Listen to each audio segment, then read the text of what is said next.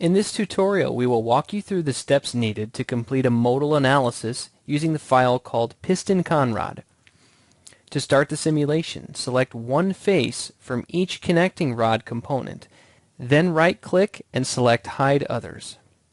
Next, click Create Solution, then Modal Behavior, and leave the material at aluminum. Click Select Bodies, then do a box select around both components.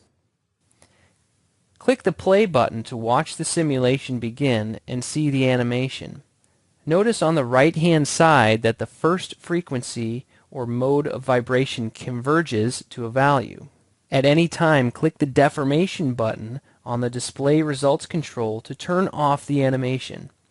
Next, let's make a modification to the geometry and see what effect it has on the mode. Click X on your keyboard or click on Cross Section under the Mode section of the Design tab above. Then click anywhere on the screen to place the cross section. The third button over will let you move the grid so you can see the desired cross section of the model and expose the thinnest part in the middle. Under the Design tab, click Pull and Control-select the two faces of the rib. Slowly drag the faces closer or further apart from each other a small amount. You'll observe the mode of vibration changes slightly. Next, let's change the material from aluminum to steel. And again, the mode will instantly update.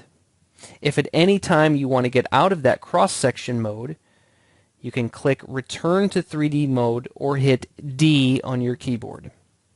Let's do one more modal analysis on the same model. Under the structure tree, deselect the highest level, then select it again to show all bodies. Click the Solution button in the Solutions panel. Let's perform another modal analysis, and we'll keep everything as aluminum for sake of example. Click Select Bodies, then do a giant box select around every body shown. Click the Play button to visualize the simulation. Again, the first mode converges as shown above the scale. Next, we'll add a fixed support to the end face of the cylinder. Right-click, then select Fix Support. Immediately, you'll see the simulation update as before and the frequency of vibration change. Finally, up until this time, we've only looked at the first mode of every simulation we've done.